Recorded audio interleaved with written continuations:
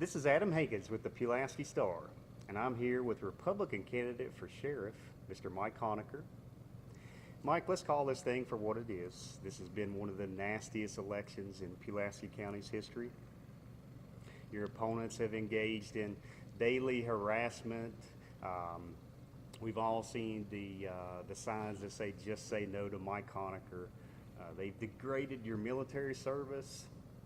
They said disparaging comments about your employment with the state police. And yet, through all of this, you've taken the high road.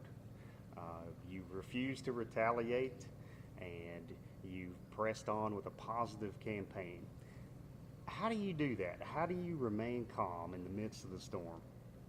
Well, it's not easy.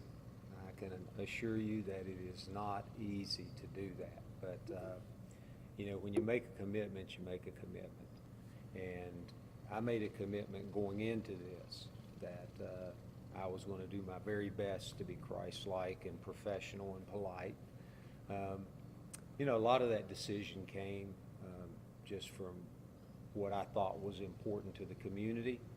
I've seen these elections in the past, how ugly and nasty they can be, and having watched them take place in the past, I always thought it was sad because we live in the United States of America where people get to go and vote for the candidate they choose to vote for on election day. You want to see issues and ideas and plans discussed to help determine who the best candidate is, and it just seems like a lot of times if you're the candidate with the big plans and the bold vision and the ideas, and maybe the other side doesn't have that, then what they have to fall back on is trying to make you look really bad so that it will take the focus off of your ideas and your issues and your plans to make the community better, safer, and stronger. And so it's not been easy at all.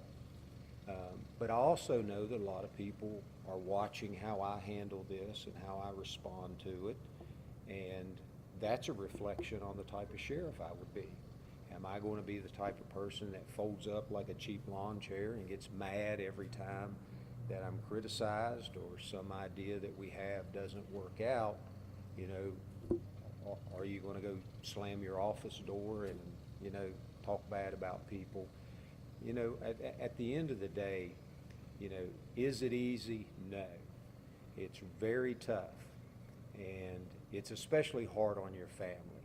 When you have a wife and you have children, that's something we never anticipated. We never anticipated how hard this would be, having a 19-year-old son in his second year of college, having a 13-year-old daughter in middle school, and they get things sent to them by text message and by Facebook, and people walking up to them saying things.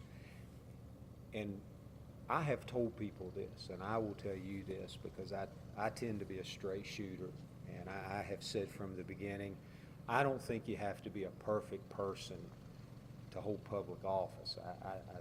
I really believe you can be a good guy or a good woman. You can be a good person without being a perfect person. And I've always said that, and still believe it. But one of the things that I hoped is whether I won the election or not. If I'm the next sheriff of Pulaski County, on day one I'm going to do what I said. I'm going to forgive a lot of people of a lot of things, and I'm not going to spend 5 minutes or 10 minutes of Pulaski's future reaching back to try to do anything. We're going to go forward.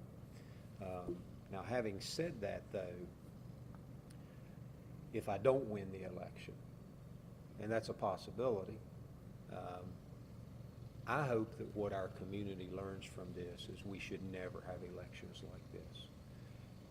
What I have been through and what I've seen other people go through in the past is probably really discouraging anyone from ever running for elective office, whether it's the Board of Supervisors, mayor, town council. When you see what a person has to go through, what it puts their family through, and I just hope this is the election that ends all of the blood sport that local politics has become. Now, You know, we don't call it Facebook in my house. We call it hate book in my house. And so we say, look, stay off of hate book.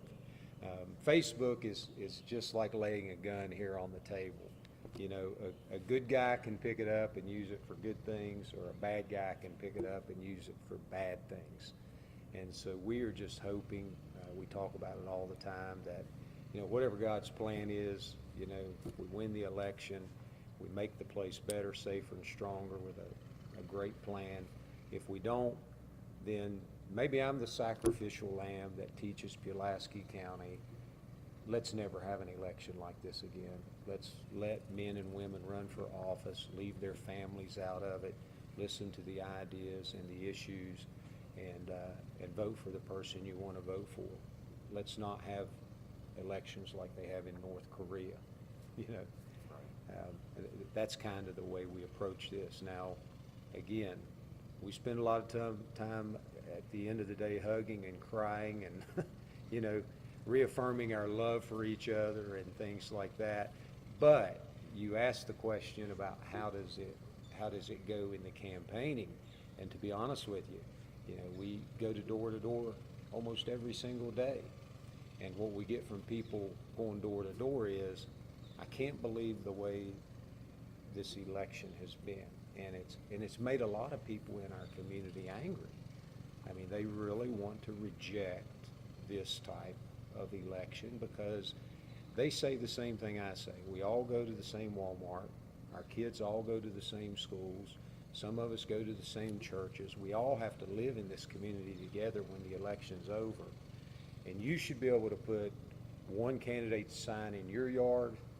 I put a different candidate's sign in my yard, and you and I are still friends, and we still talk at the end of the day, and you vote for who you want, and I vote for who I want. But we haven't found it to be that way a lot of times. Right. So I just hope this is the election that changes it for the future for everybody in Pulaski County, whether I win the election or lose the election. I completely agree with you there. Speaking of plans, your opposition seems particularly obsessed with your multi-point plan. I've heard anything from Mike Honaker can't find a way to do this in the budget, or Mike Honaker is not going to follow through with all these points in his plan. How do you answer those critics? Well, the first way I answer them is by saying this. There's another election in 2019, and you can pick somebody else if Mike Honaker fails between now and 2019 to either get some of these things done or at least have a lot of progress made. Now, between now and 2019 is not a whole lot of time, but it is time to get a lot of these things done. You know, I heard an expression in politics one time, and I've never been an elected official. I've never ran for office or anything like that. But I've been around politics enough to know and to hear things, and I heard a politician say one time, be sure that you under-promise, but you over-deliver. And be sure that you don't over-promise and under-deliver. So you have to be careful about that. But when I talk to people, you know, whether it's your viewers or people knocking door to door, I tell them, you know, would you rather vote for someone who looks at you and says, vote for me, I have a lot of experience, I don't have a plan, but the other guy will never be able to do what he said? Or do you want to vote for the guy who says, I have no plan? Or do you want to vote for the guy who says, I have a plan and I will work as hard as I possibly can to make sure that it happens? I mean, we have to have something to strive for, something to reach for. And I've always said, you know, if God asks you to move a mountain, don't be surprised if he doesn't hand you a shovel. So a lot of us are going to have to take a shovel and start moving a lot of things around. But whether I'm voting for president or governor or somebody here at the local level, if somebody has a great plan and a big vision, I'm going to tend to vote for that rather than the person who says, I have nothing but the status quo, but by the way, that other guy will never be able to accomplish those things. I want somebody that I know is going to dream big, and that's why I believe in the expression, if people aren't laughing at your vision's not big enough. But that's the great thing about local elections. You know, you tell people what you're going to do, and they elect you, and if you don't do it, then they don't elect you again. They find somebody else. And that's another thing that I'm totally prepared for. But there's so much I think we can do, and I think we will do. Mike, there's no argument that Pulaski County has some major issues. One of those including the drug problem, which even the current sheriff admits plagues the county. Right. Now, in talking with local citizens, going door to door and so forth, what are you hearing from local citizens? Are you hearing that everything is great in Pulaski County, or are you hearing that people are ready for a change? Well, you can imagine I hear a lot that people are ready for a change. Now, everybody's definition of change could be something a little different. Some people want A changed and some people want B changed. But it just seems like any time an election comes around, people are ready for change, because no matter how things are, it is human nature to think things can be better. It's been interesting to begin this campaign with a lot of ideas about things like accreditation. And in the beginning, when I was fighting for accreditation, people were saying accreditation's not important, accreditation can't be done, accreditation serves no purpose. All of a sudden now, everybody's for accreditation. And so a promise we made early on is now being adopted by all sides. But what we really hear when we go door to door is, yes, we want to change. We want something different. We don't want the status quo and to just continue to do the same things over and over again. Because it is true, if you do the same things over and over again, you're going to get the same results over and over again. So you can imagine going door to door, one of the primary things we're asked about is the drug problem. And every community that really right now has a drug problem.